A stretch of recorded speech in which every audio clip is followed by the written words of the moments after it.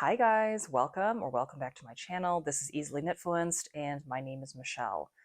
This is my first podcast episode of the year, which is kind of hard to believe. It is late January now, and the reason I'm filming this today, and I'm going to do this kind of as quickly as I possibly can, is I have a finished object, which I'm very excited about. So if you notice a little spring in my step or in my voice, as it were, that is why.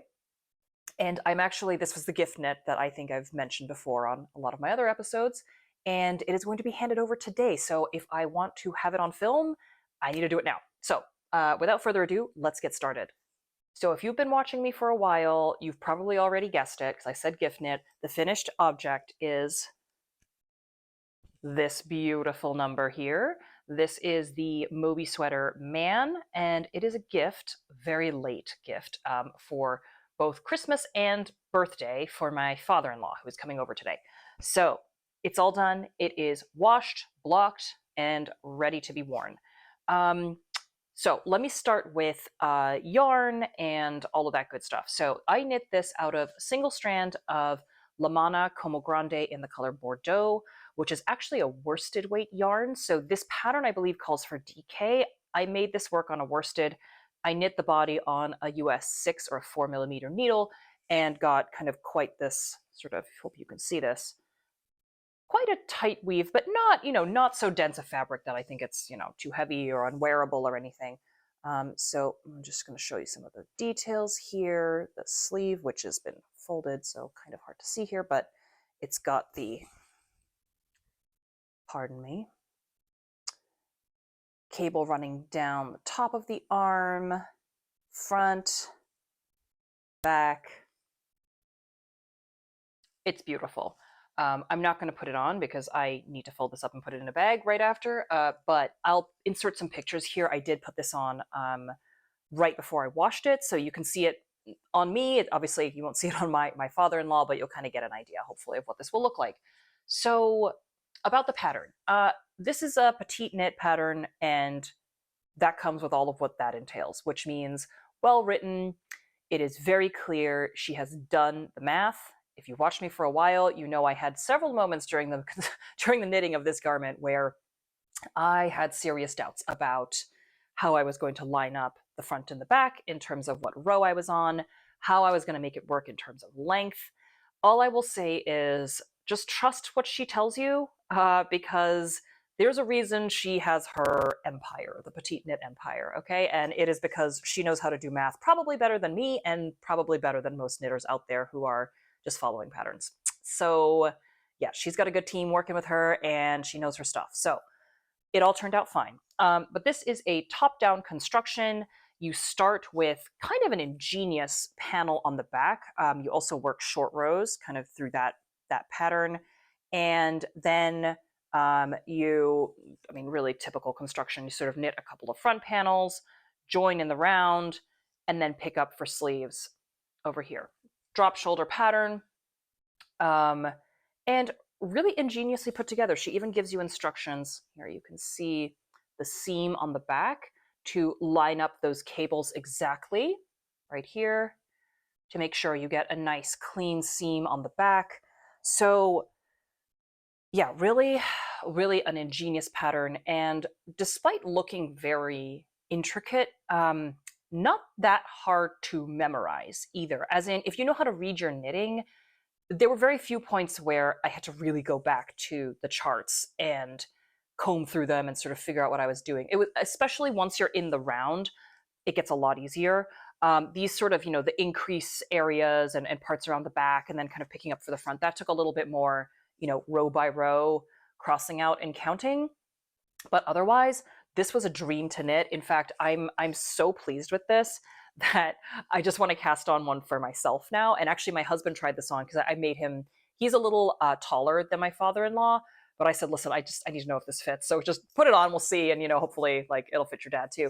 And he said, well, if he doesn't want it, I'll have it. And I said, no, if he doesn't want it, I'm going to have it. Sorry. So I called first dibs. But anyway, it's a lovely garment. And I want one for myself. And I actually want to knit it in the intended DK, I think, for myself. And maybe I'll try Peer Gynt. It's a yarn I haven't tried yet, and I think it's one of the suggested yarns, at least on the women's version of this sweater. So yeah, it's a beautiful pattern. I have been team Moby all the way. I think there's the Moby and the Ingrid in her patterns, and I feel like people tend to fall in one camp or the other. I am squarely in Moby. There's something about the Ingrid with the vertical panel sections that I don't love. This, it just, really scratches all my mental itches. And as for the yarn, this is 100% merino, non-superwash. I will say, like all cable patterns, it does flatten out a lot more once you have blocked it. So this was very round and bouncy while I was knitting it. And it kind of comes to sort of a much more softer, subtle kind of pattern afterwards.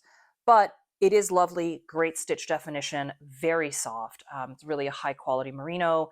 So if you can get your hands on it, it does, at least for me, it worked for this sweater. So it's a worsted, but don't let that discourage you if you do have this in stash. And the last note I will put in here is yarn consumption. So my experience, at least with petite knit patterns, is if I buy the amount of yarn that she suggests, I tend to have a ton left over. And I always do buy the amount she suggests, by the way, because I would rather have the yarn left over than play yarn chicken. That was not the case with this one. I bought what should have been a little bit extra of this. And I think it's the double moss stitch, it's the cables, it's all the kind of, the business going on here. It eats up yarn like nobody's business. I don't think I even knit this to the actual suggested length, and I ate up 13 balls of this yarn. I had to break into my swatch to finish the bind off at the bottom here. So just a word of warning, usually I don't have that problem with petite knit patterns, but this time, like if I were to knit this again in the women's version, I would buy a couple balls extra, I think, because I have a long torso, so I would just anticipate that I'm probably going to need a little more length than she suggests for the women's version. And with this one, I was really down to the wire, and I thought, I bought this yarn on sale, and I literally picked up every ball that was left.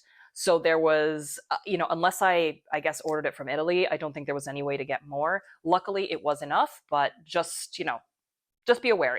This is a pattern that eats up yarn. So if you have a ton of yarn, also a good one to work on.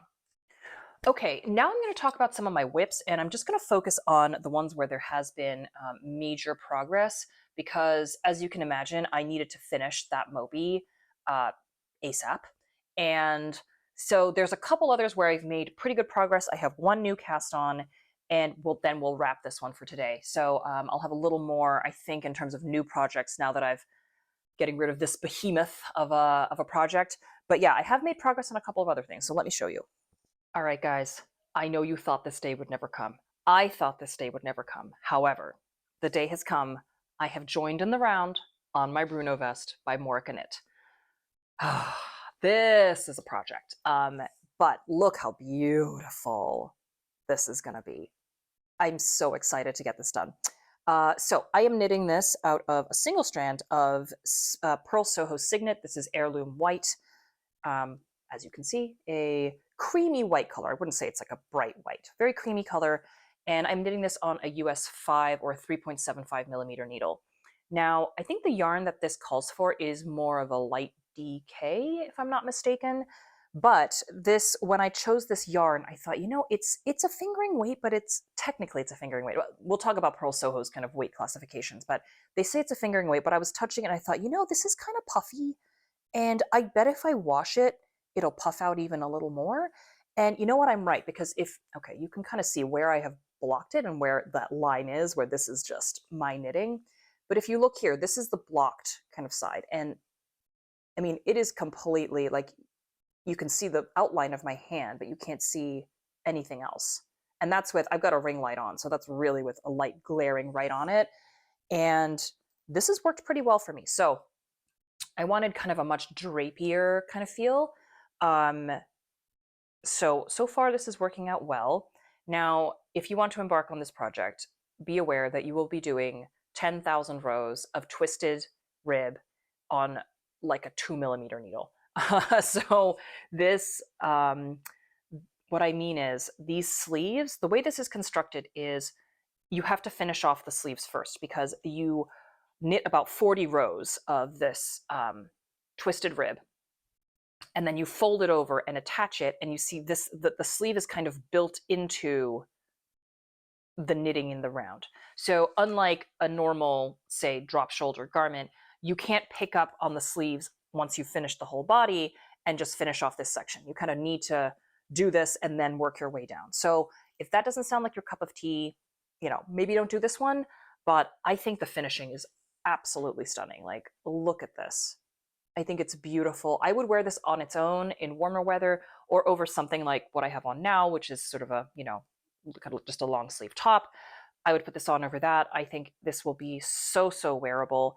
So I have all of the body basically left to go. Yeah, I'm probably about mid torso on this now. And then guess what? There's more twisted rib at the bottom. So I have that to look forward to, but it is finally in the round now. So that makes this, at long last, a really great TV watching project, a really great, just relaxing in a chair, having a chat with my husband type of project. So very, very happy so far with this, how this is going. And I can't wait to wear this. I hope this will be kind of a year-round vest for me. I don't have a lot of vests, so this is a bit of a garment experiment for me as well.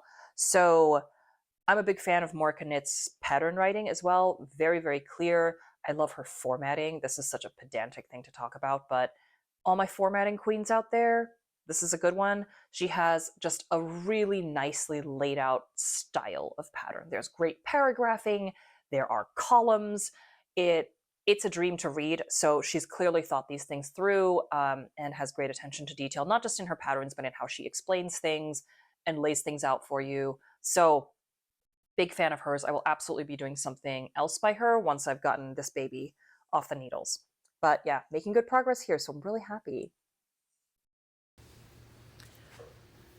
Sorry guys, my mic died unexpectedly. So we are gonna soldier through with the iPhone audio here. So if you hear a drop in audio or a change in audio, that's what happened. Sorry about that, but I don't have time to recharge that mic. So the next whip I have to show you guys is is this guy. This is, hopefully I can get this all on the screen here. This is the Field Jacket by Ozetta. So a lot of progress made here. I finished the body, finished one sleeve, another sleeve to go, and then I need to knit a button band and the pockets. I love Ozetta. I think I have expressed this feeling on the podcast before. I feel like, to me, she rides that perfect line in between casual wear and office wear. So most of her patterns are perfectly suitable for each. I probably wouldn't wear her patterns to an extremely formal office meeting, but for my day-to-day at the office, whether I'm working from home or I'm in the office for a couple days, most of what I do is, I wouldn't say it's casual, more like business casual, right? I have meetings in the office, I have external meetings, coffees, lunches, that kind of thing. I'm not showing up in a two-piece suit type of meeting. So very wearable patterns, and she rides that perfect line for me. And I just think her patterns are so well thought out. They have beautiful details. Like for this one, look at the back here. It's got this really lovely seaming detail here on the shoulder, shaping, just nice details. Nothing crazy, but just built into the fabric of the object, which I really appreciate. So I am knitting this out of Knitting for Olive, heavy merino, and the matching mohair, which is caught on my hanger now, in slate green. So you can see the beautiful heathering there, and the fabric it creates, also you can see hopefully there, has a lovely heathered look. So love this pattern. Can't wait to get this done. This will be probably not a work, well, maybe on a casual day at work, but I think what I intend to use this for is those days at home when it's just really cold in the house and I need something to snuggle up in, or those days where I need to run out and run some errands and I need to just throw something on, take the kids somewhere, take them to school, drop them off, whatever it is, right? I realize I don't have a lot of casual jackets. I've got things like overcoats, which when you're dragging a couple kids around, I don't really want to be wearing my camel overcoat. So these types of objects, I think there was a real need in my closet for them. So very happy that I'm making the progress I am with this. I think this should be done, I hope, in a couple weeks. I'm really excited to wear it. And it has, I'm gonna take it off the hanger because it keeps sliding off, but it has this beautiful, you're not gonna be able to see this probably unless I put it on, well, until I have it finished, but it has really interesting like not scalloped, but like curved detailing at the bottom. So you see here,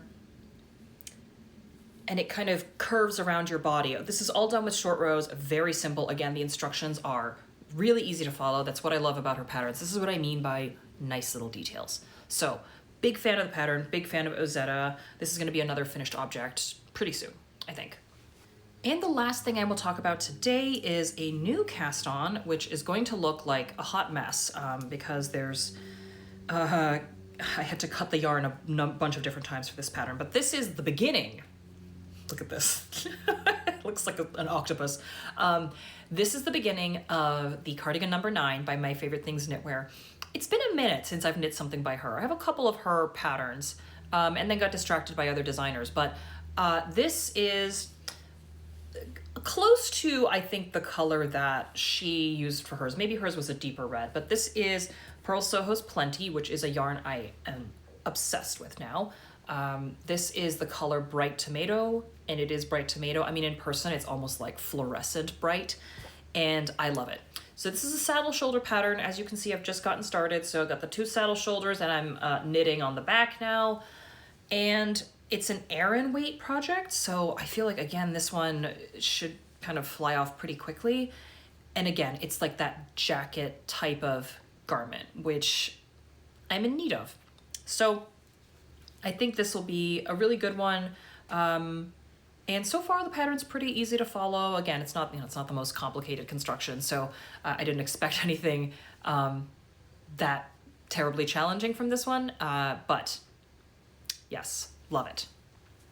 And that's all I've got for you today, guys. This has been a really quick filming just because I wanted to get that Moby on film. So a quicker one than usual, but I think now with that one off the needles, I'll be able to think a little bit more about newer projects and probably make some more progress on these other whips. So thank you as always for tuning in. I hope you have a wonderful rest of your day, and I will catch you guys next time. Bye for now.